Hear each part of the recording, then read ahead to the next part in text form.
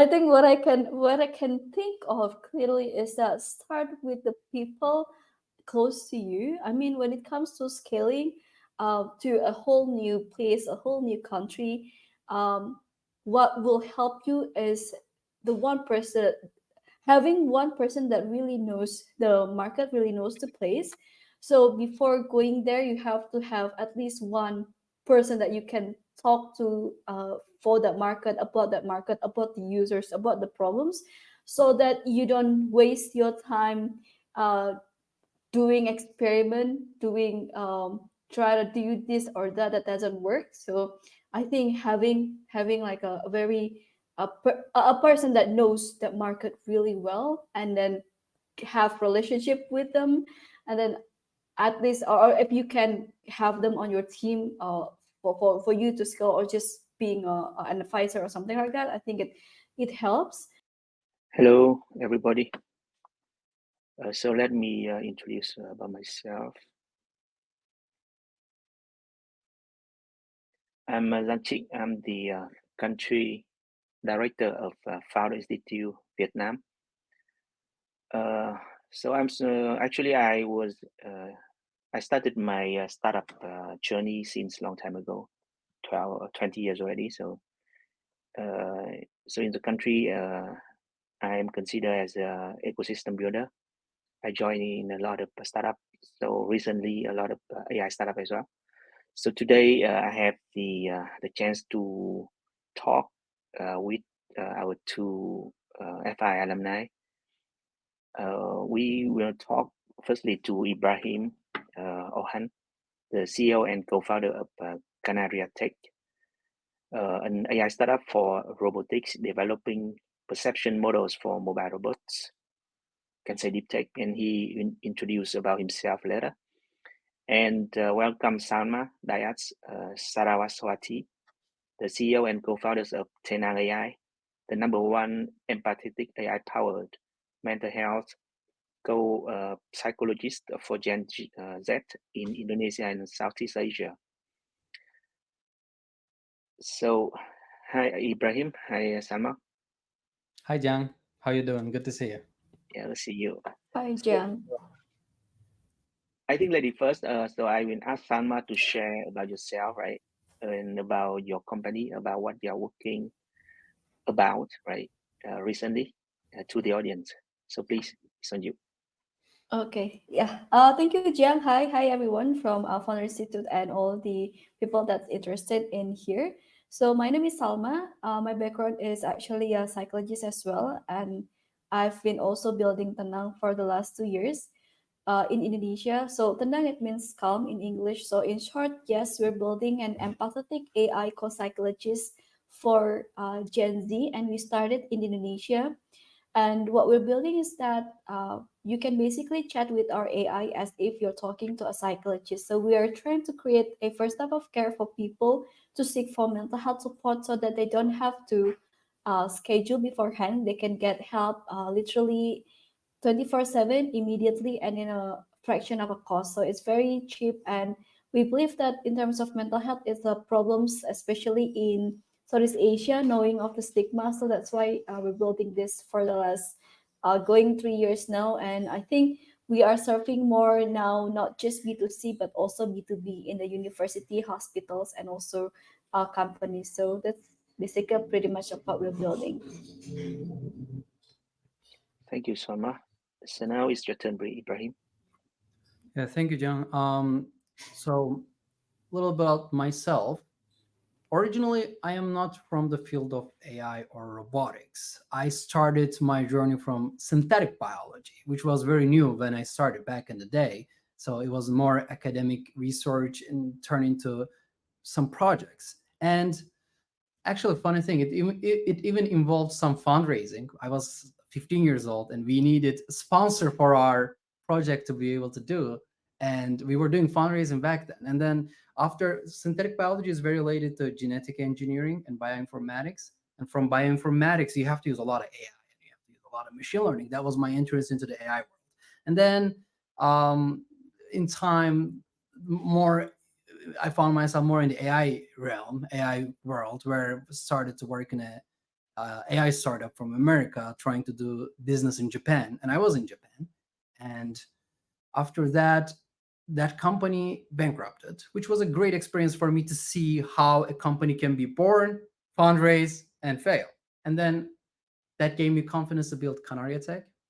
And with Kanaria Tech, after a couple of pivots, we found ourselves in a very sweet spot where we are happy, where we develop perception models, like foundation models, almost you could say almost like a GPT for mobile robots. And when I say mobile robots, I mean robots with wheels. And the reason we need foundation models for these robots is they are, you could say they're currently like 5 years old in terms of human intelligence, like 4, 5, 6 years old. They do all these like very innocent mistakes. They're confused most of the time.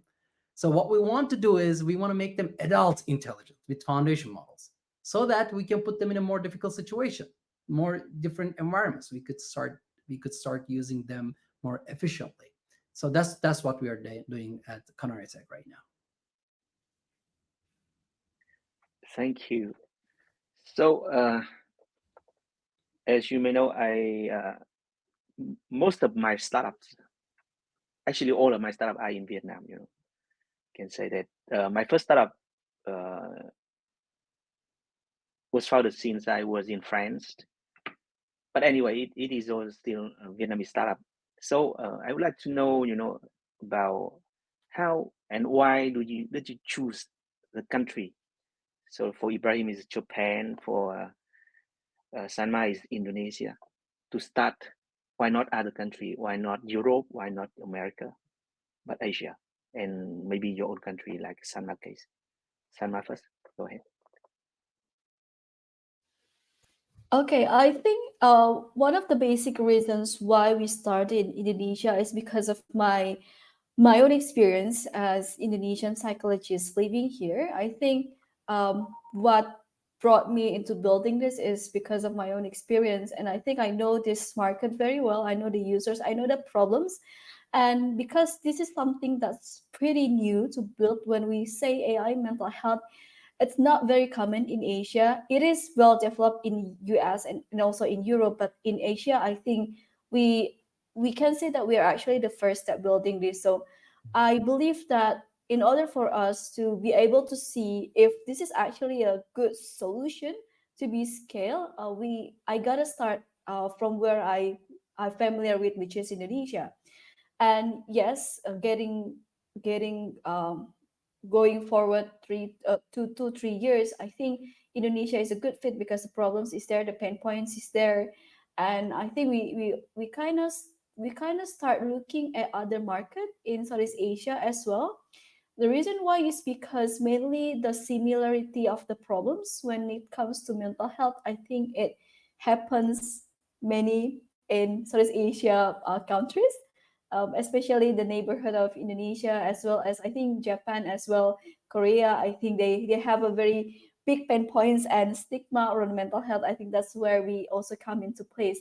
So yeah, the basic reason is the familiarity, the pain points that we see here in Indonesia, and also for the scalable for the market in Indonesia. We have quite a big market. I think that's a good start for something that's pretty new in the technology. Okay, so Ibrahim, Israel is her country, right? So it's Yeah. much easy for her. But how about you, Ibrahim? Why Japan? So why I started in Japan would be, that answer would involve a personal story why I ended up in Japan as a person from originally from Turkey who went to university in the States. Why did I come to that story would be a different one, but I want to actually give maybe a valuable, like something that would be more useful to the audience here. That story might be something for some other time. So I was actually giving a speech on CIC, which is this famous place in Tokyo for startups to give pitches and all these different speaks. Um, there, I was talking about what we are doing and foundation models as well. And then the question I also focused on was why Japan? Why Japan is a great country. Actually, personally and kind of logically, we believe Japan is the best country on earth to create foundation models for robots. And the reason is there are a couple of reasons here. One of them is, first of all, Japan is, as you can imagine, especially Tokyo, is very hardware focused environment where you can find so many hardware companies. And when you think about foundation models, you might not really think that, oh, hardware foundation, like, aren't you going to do the software? Aren't you going to do the AI? Why hardware is that important? Well, you're, first of all, you need customers. And also, you're going to have to, even if you develop something that can work on simulation very well, you're going to have to test it outside. Otherwise, it doesn't mean anything. You have to show that it works in reality, because there's a fact called simulation to reality gap. So to be able to fix that, you need to actually use real hardware, real robot to do testing. So that's one thing. Another one is Japan is very robot friendly society. Like, you can see some videos from other countries, and I saw a couple of them from different regions, where some delivery robots were being attacked by people because they were like, "Oh, you're stealing our jobs," kind of vibe. Japan is kind of the opposite. Here, they need so much people, so many people, because it's an aging population. They're like, we need so many people. When people see robots, oh, thank you for saving our society. They're more thankful for robots. They give the ways. They're always respectful. As a startup owner, imagine this, like, as a startup owner, you don't want to have the fear that, oh, some of my robots might be attacked at some point during the day. In Japan, you don't have that fear. And also, when you're trying to build a model, a foundation model, a perception model, a behavior model, where robots need to behave more intelligently so that they can be similar to human level social intelligence, then you need data for that. Because it's impossible to teach it by just coding. You cannot do that. You have to show data. You have to show the real good example of what is a good behavior. And I would say, as a person from Turkey, states, and then visit other countries as well, Japan overall is the best country on earth to have the good example of people walking around in a very narrow environment with a lot of people. It's high population here, but places are not that wide, which means people have to really do those little maneuvers to not hit each other, and everything is perfect. And good thing is, when I came here, now I consider myself a good walker. And the reason I can say this is, whenever I visit my own country, I'm like, people don't know how to walk, man. Like, I feel that. And I wasn't feeling like this years ago, but after living in Japan for a long time, I also realized, oh, Japan kind of changes you. So, as you can imagine, as humans, we can learn from the society in Japan. Why not robots? Why not AI? So that's why we say that Japan is the best country on earth to teach AI models about social navigation and being acceptable in the society to move around as robots, because they have to improve their social skills as robots. They cannot be just obstacles all the time. Okay, thank you, Brian. So surely we can understand that you start from that country, right? But how about the future? Right? So now we start, and we really need to focus on the market, surely. But in your opinions, this country will be your first market, or your testing market, or you will be your main market, or it will only be your code centers, So what should be in the future that you consider the current country will be in your future project?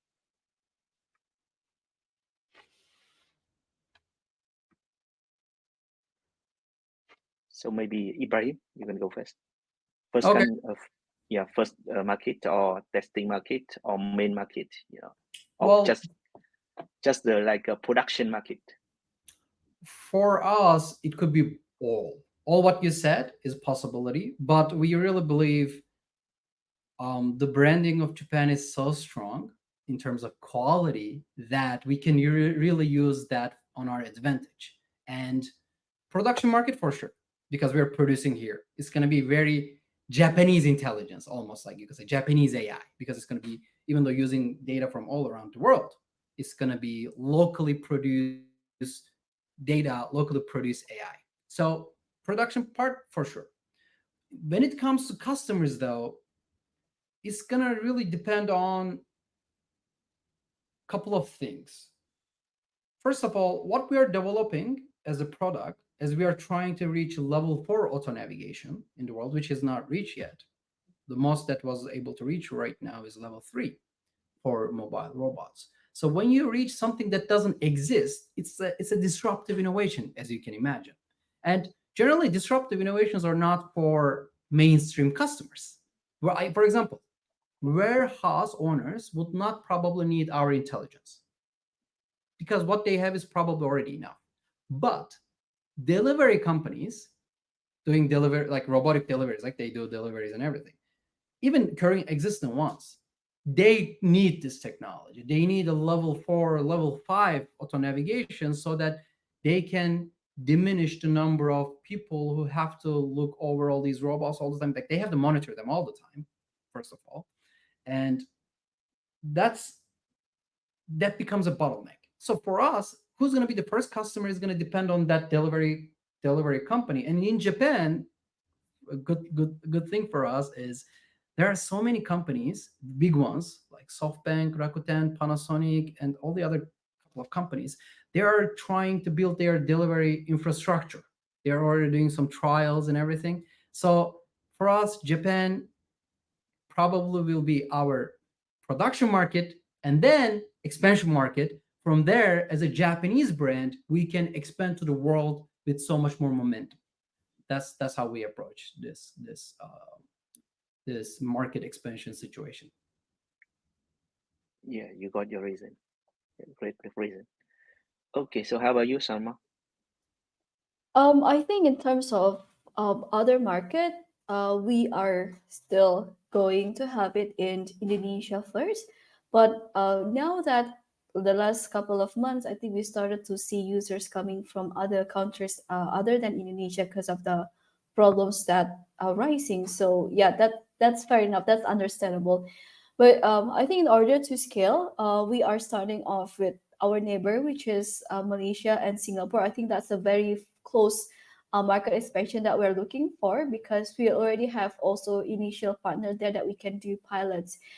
In order to scale there, I think in each of the market that we're scaling, we're still going to have our own production team or our own core team there because at the end of the day, we are going to develop this AI, this empathetic AI, to be localized in terms of not just the language that we serve, but also the approach, the solution that we approach. So we don't want to just build an AI mental health that's just able to help them with mental health just as ChatGPT do, but we also want to make sure that the approach that our AI do is very localized, as if they're talking to a local psychologist there. So we want to make sure that the approach is really tailored and very culturally fit there. So we want to also make sure that we have a internal local team to develop our AI. So we have our own community, we have our own people there to eventually develop the AI. So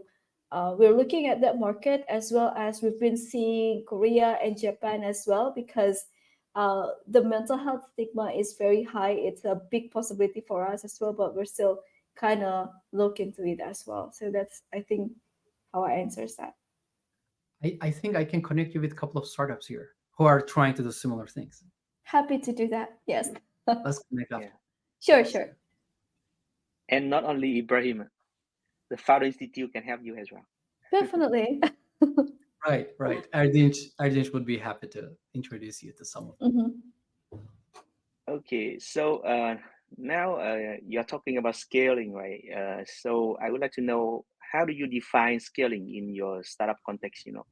More users, more countries, more use cases, or like a deeper market penetration? So how about you, Ibrahim? Hmm. This is a bit tricky because our answers to this question change through our journey, and it is in a way it's still keeping the changing method.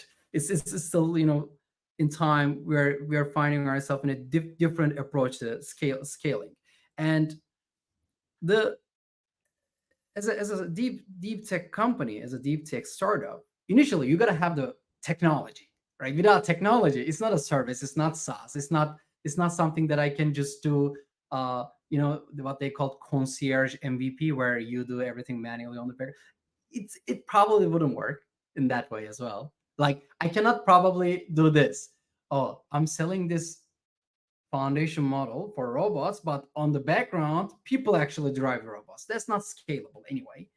For initial customers, it could work, but it doesn't solve the problem of building that foundation model for your product.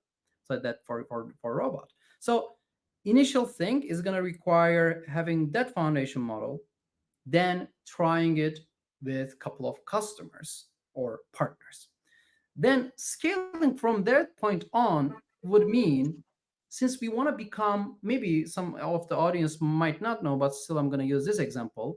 The in the in the engineering world right now, one of the most popular product is Cursor, because it helps you with coding so much. So what we see Kanaria Tech as potential in the future is Cursor of the robotic world, where all these robotic companies, where they have robotic hardware, their own robotic fleet for different reasons. It could be construction robot, it could be last mile delivery robot, it could be hospital robot.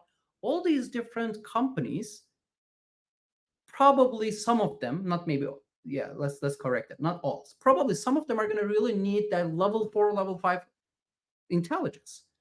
Those are the customers for us.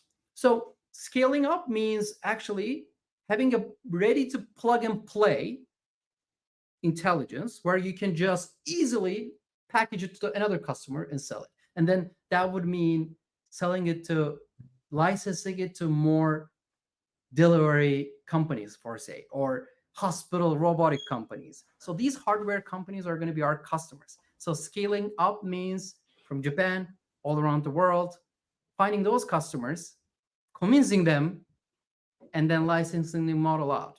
And there's always this question that comes to us: how about your own robot? Why don't you do your own hardware and then sell your robot? That's always an option, by the way.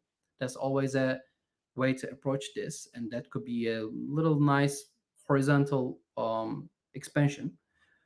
But currently, we are just considering us on the AI side, the software side, that provider of the software and AI. So our scale would mean providing our model to more hardware companies.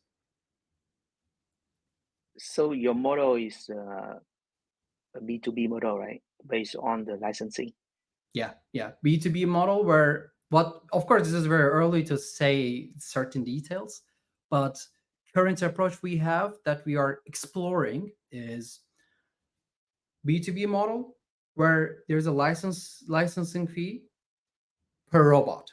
So you can use, it's almost like this: per user we pay for chat gpt, per user we pay for Cursor. In this version, per robot you pay that service. And that's the current the trajectory that we are exploring with potential customers. Thank you. So I think Salma's model will be much different, right? So how about you, Salma? Yeah, I think for me personally, scaling up, yes, it means more users, but for us, it's not just getting more users, because eventually, um, our our AI or our model doesn't actually do much if people don't come back the next time they needed help, or even that we don't want it to just be there for them to we don't want to just be there for them whenever they need help. We want to be with them along the way to actually help them increase their well-being, and also get them to know themselves a little better. So in terms of numbers, yes, we do want more numbers of users, but also we want to deepen the quality of the conversation with Nisha or AI as well. So we want to make sure that they don't just use the AI for the sake of that they Google things up, or they just needed like one time thing help, but we want to make them like engage with the AI and able to use it again. And we want to have it like a one app, and then people just come in and we actually customize their experience based on their country. So we want to make sure that when wherever that they use this app from, they can still get the help tailor made to their culture or where they are. So we want to really make sure that it's not just them getting help, but we want to make sure that the quality of the AI that we're developing is really tailor made and really culturally fit to them as a person. So I think that's what we meant by scaling up. Understand. So I just want to conclude that your business model is B2C and B2B2C, right? Yes, correct. Okay. So now we would like to know, about your GTM strategies, go-to-market Mm-hmm. strategies. Mm-hmm. Which one that you think that will go best with you, right, in the current countries or in Asia? Digital channels, partnerships, community building, or anything else? Okay. Maybe, yeah, Salma, you go. Yeah, oh, I think I'll go first on this. Related to the go-to market, I think we combine a little bit of here and there and everything. Yes, definitely you have to be, for me, because we're targeting Gen Z, of course you have to be exist on social media, because people wouldn't figure out who you are or what you do if you're not exist on social media. So that's the main part of the digital things. But what's interesting with us for this digital marketing is that we actually haven't spent a single dollar in this digital marketing, because we're also working with several key opinion leaders or quote unquote influencer in order to for them to try out this app and then exchange with them creating their experience out of in a video. So we combine a digital marketing and community base in order for us to be able to lower the CST cost, the cost of acquisition. So we try to make it very low, and it works for us. So we've been collaborating with some KOLs to actually create a quote unquote free video, and in exchange of their good experience with our AI. And then the second part is that what I learned from building something in Indonesia and also Southeast Asia is that you have to build a very good relationship with the government, because you have to know what the regulation is, and if you're not in their radar for the regulations and for the like existence, you will not be, you will not be, um, you will be what I say, you will not know what the regulator is, and because we're building something that's new, we have to know what the regulator is to be able to build the product. And also because the adoptions in Indonesia really depends on how the government support. So I think that's actually what I need to, or what we do, what we have done, and what help us as well for the go to market. Yeah. How about you, Ibrahim? This may be more difficult. So for us, this question has two parts. One is answer for Japan, and one is answer for global. And the reason, as you can also imagine, the Japanese business culture is very heavily focused on personal relationships you have. So without having that personal relationship and trust bound, it's not very easy to do B2B businesses, B2B deals. So for that reason, we have been already, even before having the product, we have been already trying to build those relationships, which some of them building some of those relationships can, take around 6 months to 2 years. And before you gain the trust of that customer, potential customer, it's not very straightforward path. So it's not very strategy involved per se. It's more like whatever that current situation with that person specifically, or that company that you're trying to do the deal with, is going to depend on very specific condition that you are currently dealing in that time. So that's why for us it's going to be always trying to pursue those customers and trying to build those relationships. Right now we have very strong relationship with a couple of big guys here, I would say. And that part is determining very easily that, oh, for Japan we need to build the relationships. For the global though, similar to Salma, we are also, if you want to go global, and if you want to, like, for us, doing social media marketing would not increase the customers per se, because you cannot just easily get individuals to buy something like this.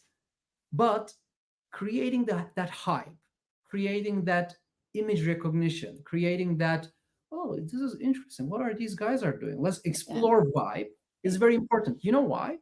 Because in our case, who makes the decision to what technology to use is, it generally comes from mostly technical guys, engineers or CTOs. And the reason is, even for our engineers, we ask them, which AI platform do you want subscription for your coding? Cursor, GPT, Claude, what is it? Choose one. Tell us and we will get it for you. So now imagine a scenario in the future where these robotic companies, they're trying to find out those new technologies to make their robots better. Then who's gonna decide? Who's gonna try? Probably engineers and CTOs and all those technical teams. So to be able to get their attention, so using social media is very interesting for us as well. Creating that hype and creating that image and brand recognition, so that we can capture more attention. With that, we believe we can capture some of those different companies' attention a bit easier. The brand recognition would also be helpful. Then expansion would come as a Japanese local company to the global. Should be um, very easy for us, as long as we have that superior technology, in our opinions. Okay, so let's focus more. So let's say going global is the main focus, right? So how do you, or have you ever thought about the benefits from Fund Institute, right? You have big network, you have thousands of mentors, you have a lot of chapters all over the world, to 200 cities, 100 countries, a lot of country writer like myself, and we can create a lot of potential customers, right? From Yes. the FI alumni. Mhm. So how will you, or have you ever thought about how to make benefits from that for the global expansion? Oh, well, I think I have already done it. I mean, I'm not from the foreign city of Vietnam, but I already made friends with you coming from Japan and you also from Vietnam. I think foreign institute is not only you're not only benefiting from where your cohort is. I think it's way beyond that. I mean, once you're in and you are graduated, I think you got a lot of, I think, thousands of mentors and also connections. I think once you try to find the alumni, and you mentioned that you're founders from Founder Institute, and you just need like a connection, referral, or anything in between, I think it's very easy for you to do that. And I think that's how I would definitely benefiting from the Founder Institute alumni as well. I think the dashboard really helps with all the connection and potential referral and also alumni. And yeah, I think that's how I'll do it. Thank you. How about you, Ibrahim? Yeah. First of all, even if we cannot find, let's say it's impossible to find customers through FI alumni. Let's say that doesn't work. Right? Let's say that's the rule. Even then, if I could just talk to you, Jiang, like if I could just say, dude, we want to enter Vietnam, and we want to do this right. We want to do this right way. Like if I try to, by the way, if I try to arrange a call with you as a Founder Institute alumni, it's so much easier than doing just randomly, because we already talked Yeah. as well before, Jiang, and it's so much easier, first of all. And then after that conversation, I could easily ask you, what are the things that I should not do in Vietnamese market, because I have no idea about Vietnam. I have no idea about the Indonesian market. I have no idea about so many markets. I even know a little bit about Japanese market altogether. So I'm trying to learn as well. So it's always helpful to ask opinions from different Yeah. people, and those mentors are very helpful. Those alumni, some of them. I By the way, I would say, as a personal feedback to myself, that I don't really know a lot of alumni from all around the world from Founder Institute. The reason might be also that while we were doing fundraising and at the same time trying to build the product, we went through that hell phase, that very intense phase of no break, no holiday, full working and trying to get it done.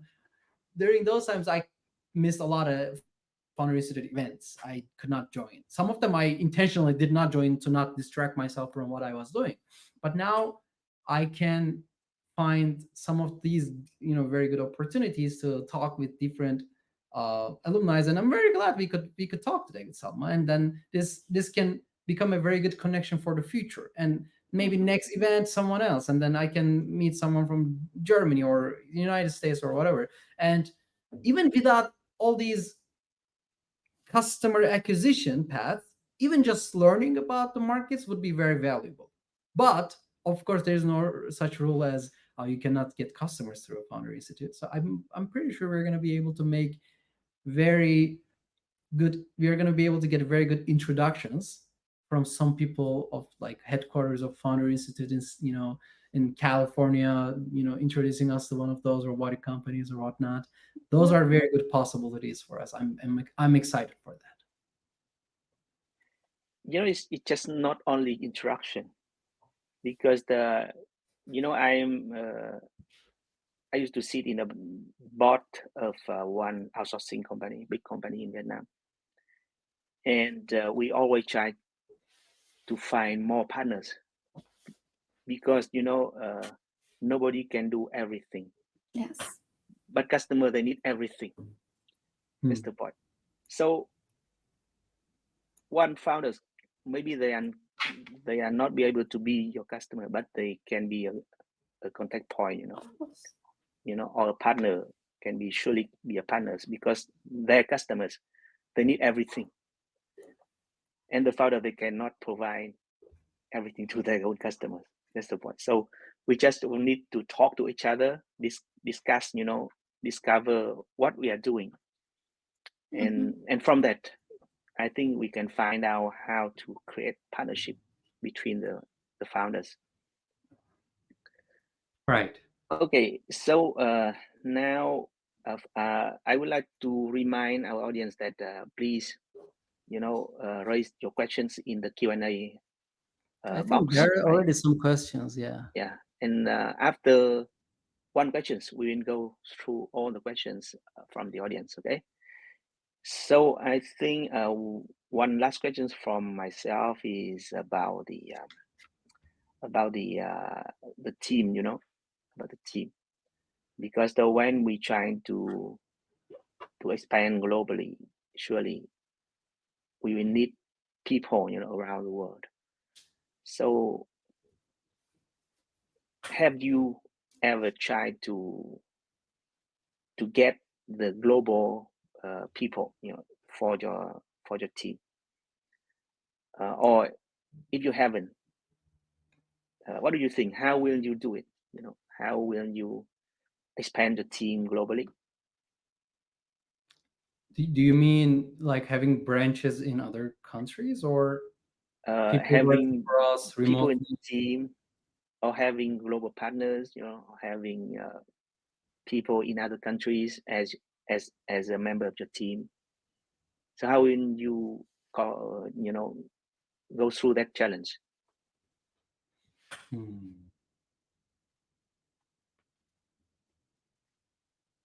Well, I think for me, as for the team, I personally haven't really thought about like a internal team for me.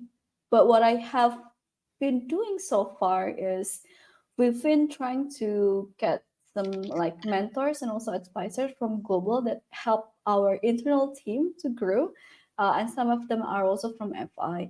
And I think in order for me to get a talent from global, I think there are several sources on how.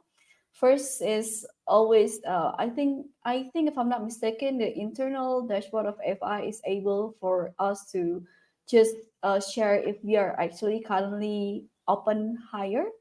And then the second is I think is always coming from the um the like the channel, the platform, the hiring platform globally. And I think the third one is always the referral from others. So I think that's the initial how to scale the team. I think. Hope it answers. Yeah, thank you. How about you, Ibrahim?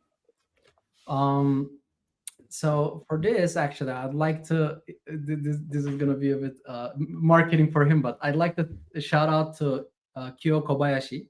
He is one of the most famous Japanese entrepreneurs in Silicon Valley, and I would recommend this platform to everyone here. By the way, they have a platform called Nox, Noxx. It's for hiring. It's for recruitment, and they are using all of the newest AI technology to make the hiring process so much more smoother. And we've been able to find some engineers from there.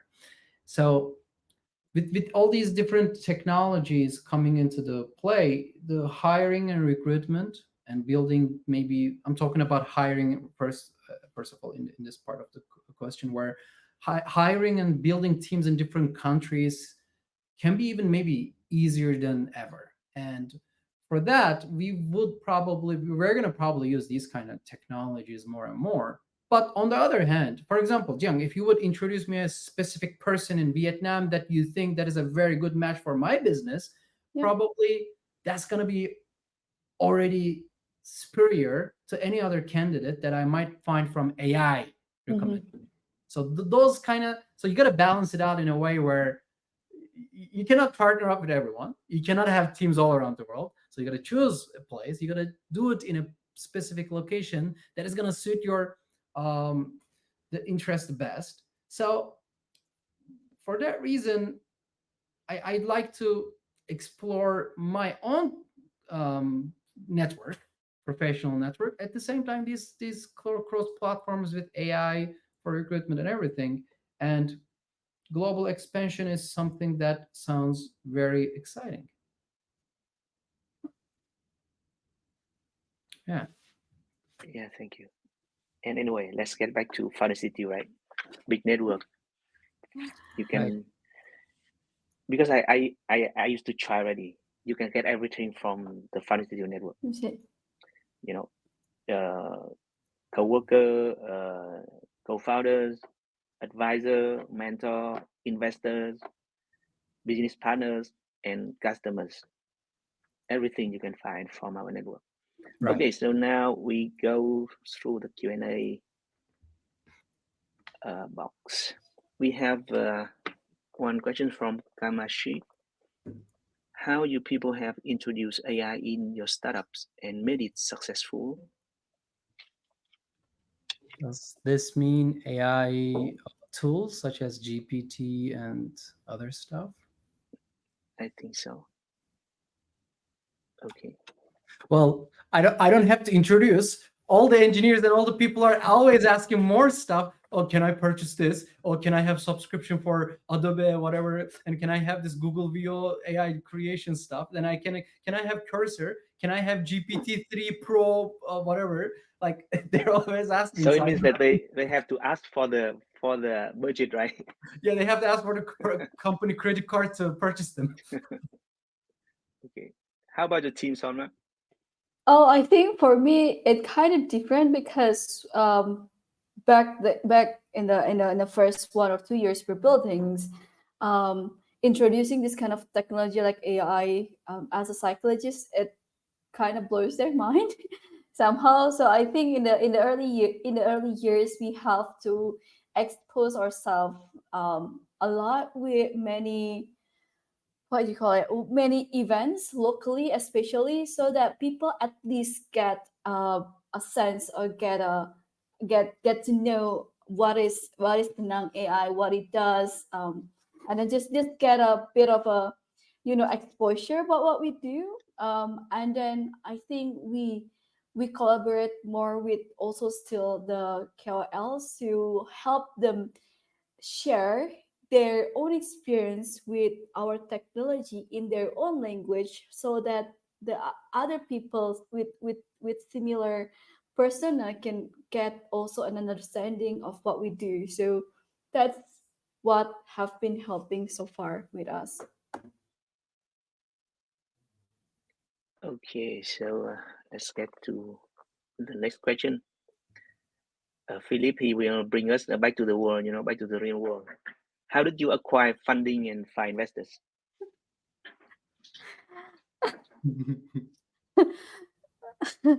Go ahead.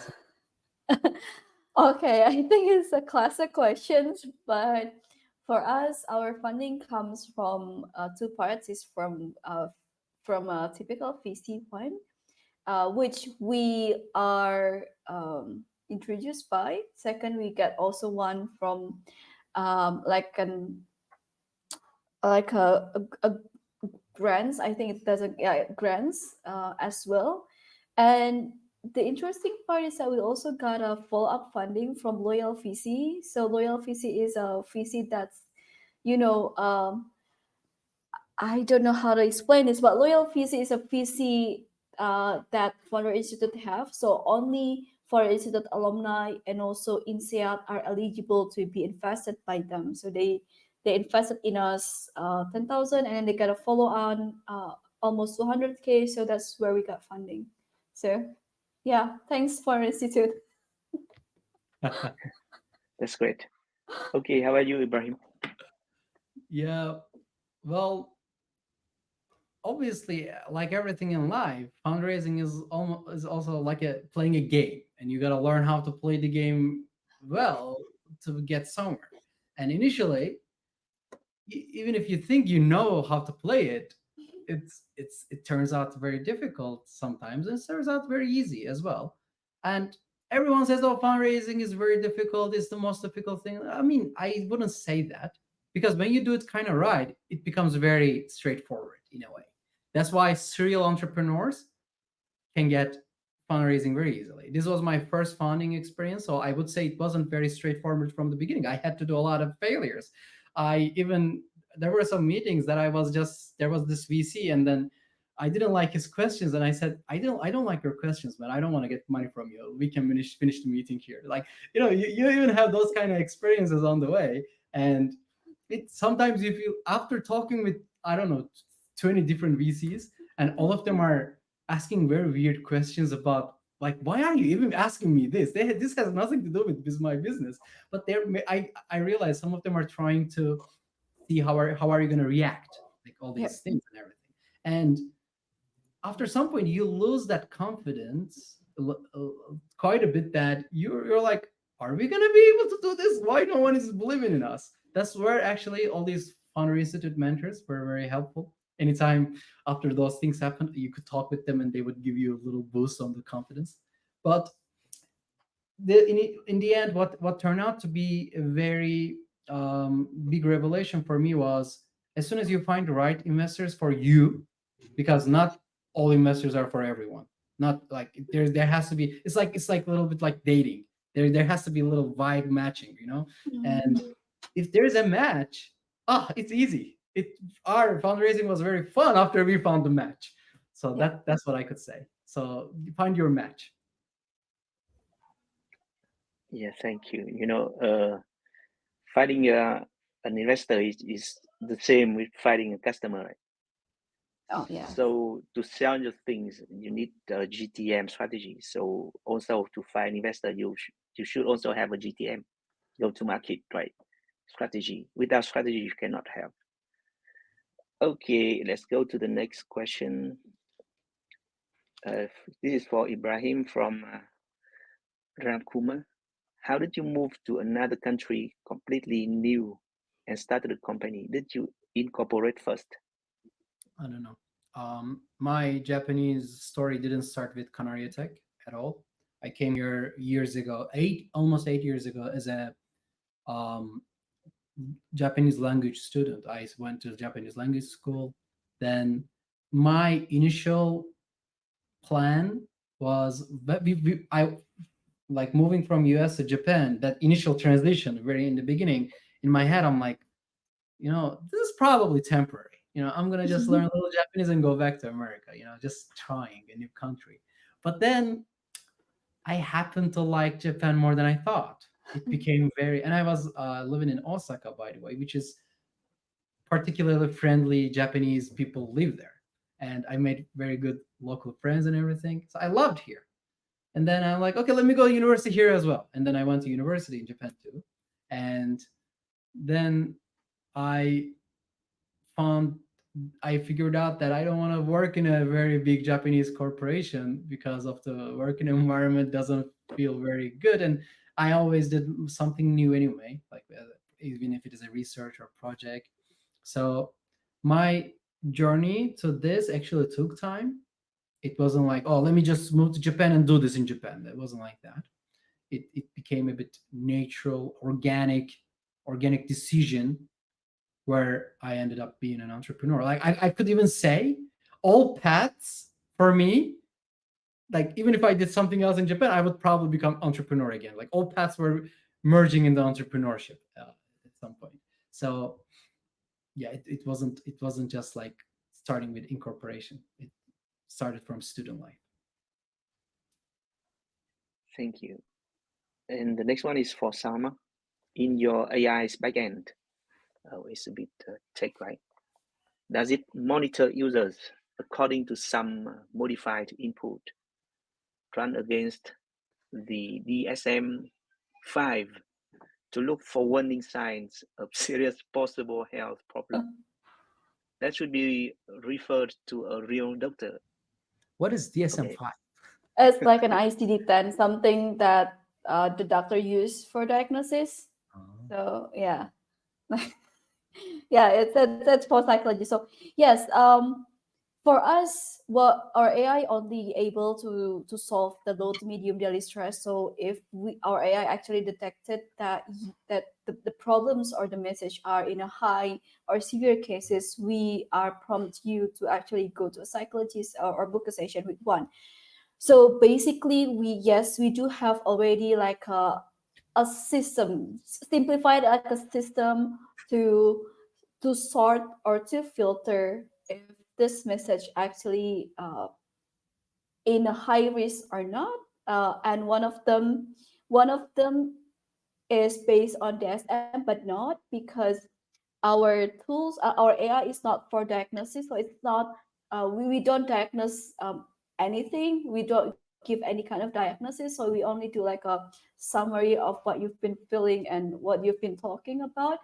And yeah, I mean, in short, it's in our engine, our technology, but we don't do diagnosis and all that.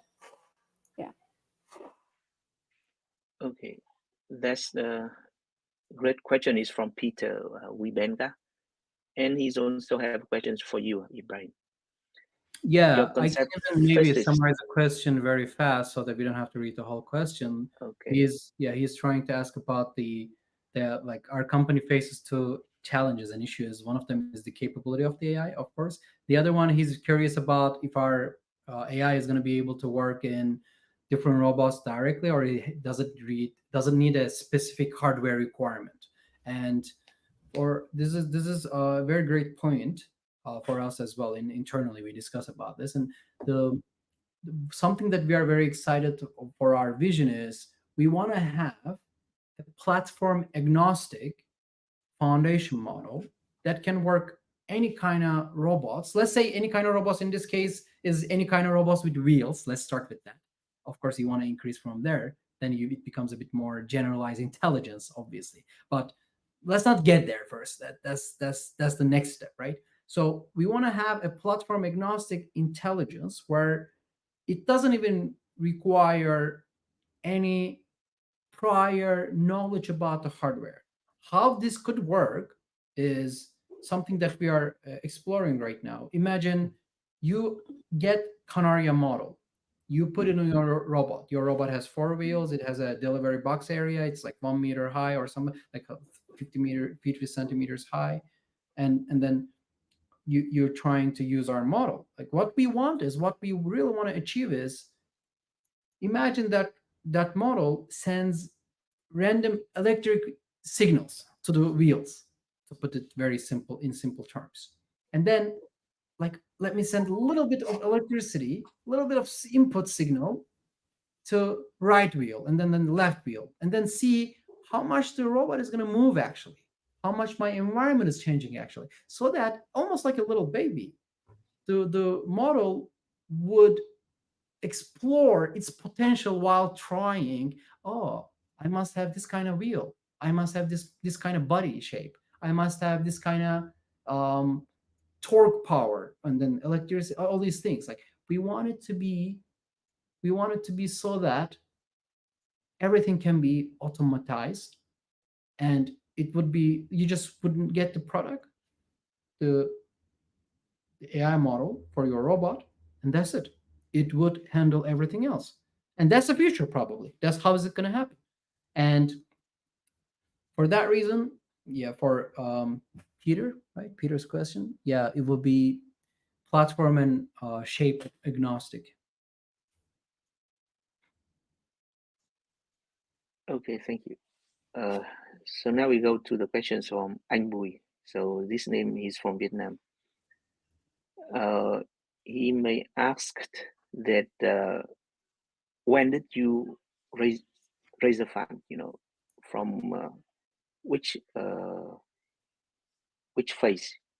From when you have a POC, or when you have a prototype with some numbers, or else? You know. So when did you raise a fund? For us, even though technically we had customers, even actually, to be very open here, we had SoftBank as our customer, providing our AI model to them. But we still consider that that relationship with SoftBank we had was a very small part of the fundraising. So we raised as a pre-revenue startup, I would say, with no customers, no technology, that no working technology. Of course, we had some our own infrastructure, so we had to convince investors really about the potential, like team, team only raising here, which is very difficult to do in Japan, which we are very happy to be able to accomplish so far. How about you, Summer?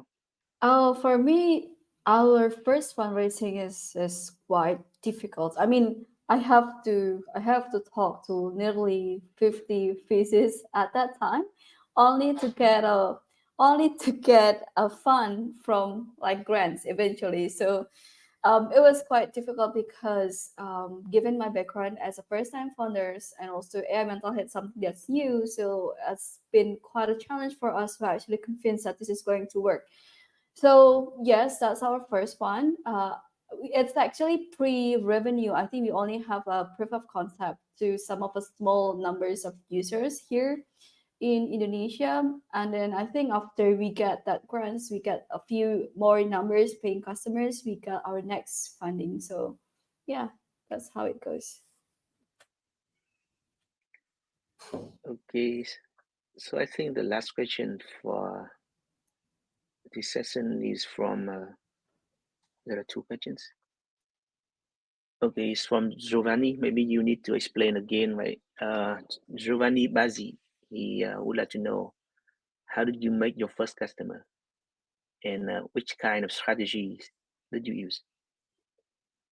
Um, for making our first customers, when we try to make customers through proper ways, trying to do cold calling, cold emailing, and everything, it wasn't very successful. And the way that we were able to land big customer was, I saw a robot, and I was talking to my co-founder, and I said, can you check who's the responsible for this robot? Let's call them and ask for a demo. And then they arranged a demo for us, and then they were showing the robot. What I did was I wasn't even, I didn't have any intention actually. I was just seeing this robot and I was like, this robot is stupid. Like I was just telling them honestly why you are doing this way, and they were selling out because of this, and I said that's wrong, you should do it this way. And then really, and then they they were doing more stuff, and I was like, why you are doing this way, and they said because of that, and then I explained again, that's wrong as well, you should do that way. So that's how they got interested. Can you actually, would you like to meet us again? And then we met, and then during the meeting there's another guy, no, actually no, there's another manager came, a woman from SoftBank, and then I told them, yeah, this is actually how it could be done. And then when being very honest about those opinions, they were very interested, and that's how we landed it. And it was quite the contrary of how I read on the internet, how I heard from the people. So just being brutally honest about what's going on in the tech side worked that time, and I am probably gonna keep this method a little bit more. Yeah, I think it works also for me. My first customers are actually my own university where I work at. So I was a psychologist in this university, and I think I know what like in their counseling system, and I just give a shot to help them with that, and it works. I mean, what I learned about being the first customer is many times it coming from your own people, your own friends, your own family, someone that knows you. So that they don't have to wait until your product is fully ready, fully deployed, like complete, perfect, in order to use that. No, they're willing to, grow with you, iterate with you with the product. And I think we are pretty grateful to have such first customers as well.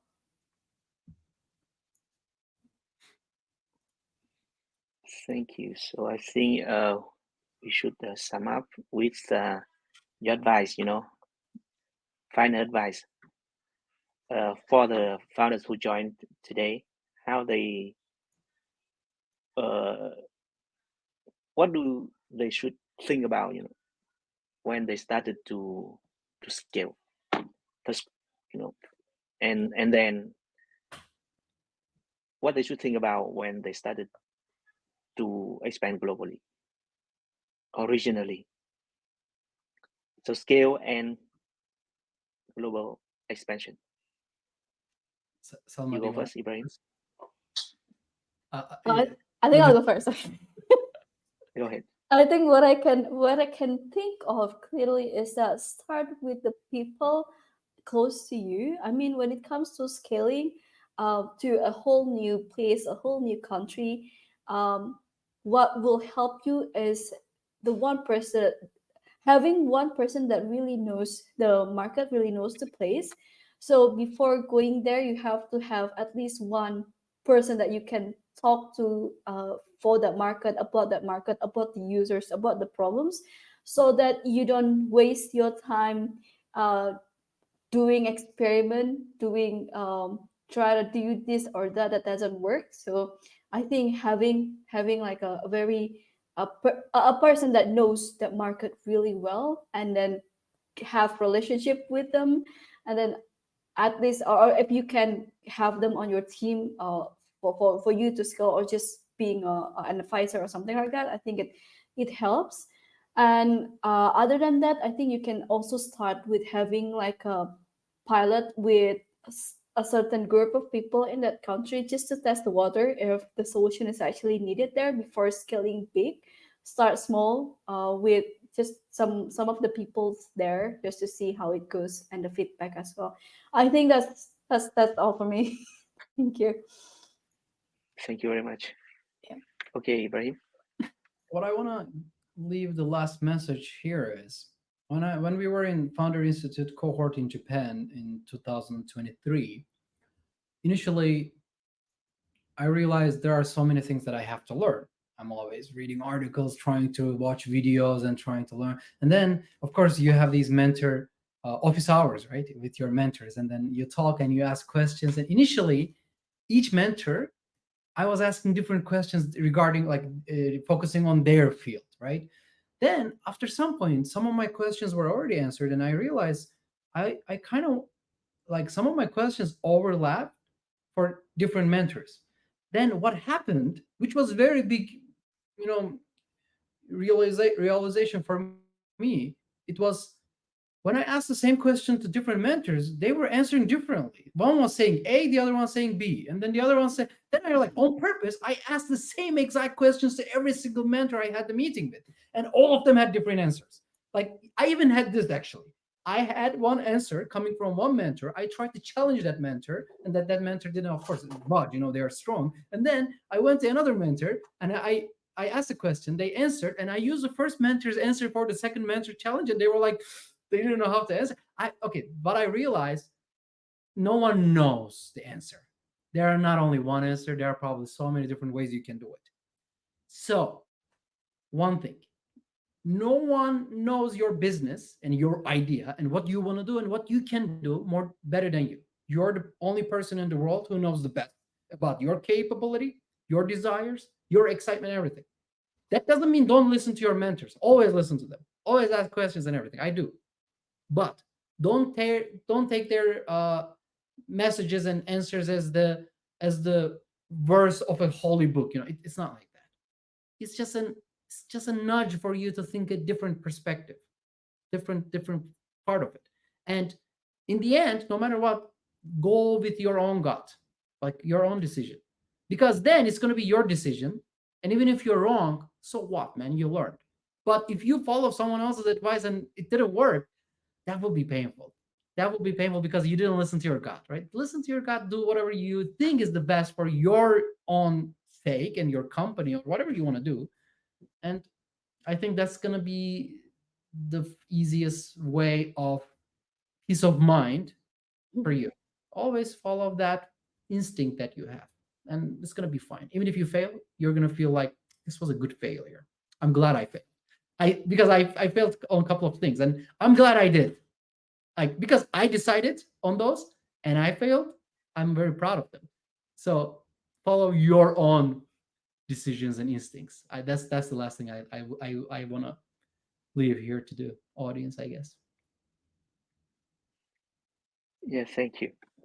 So your product is from your own, but the market is not on your own, right? The market is for a lot of people, right?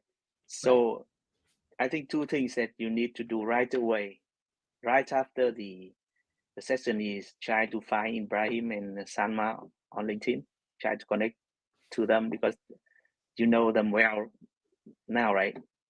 After listening to all of their stories. Okay, thank you, Ibrahim. Thank you, Salma. So Thank you, surely, Jan. we try to have coffee together, right? In Japan, in Indonesia, or in Vietnam. Of course, of course. Yeah, Of course. Yeah, or maybe in the how can I say, in the yearly annual event of Fund Institute in USA. Okay, so audience, this is the last minute, but you still can stay and join the networking session. So I hope Ibrahim and Salma will join as well, right, in the networking session. So it's all for the panel session, but please go to the networking session. Thank you very much for joining us today. Thank you, speakers. Yeah, and see you very soon. Thank you. Thank you, Thank organizers. you. Bye bye. See you Thank you. soon.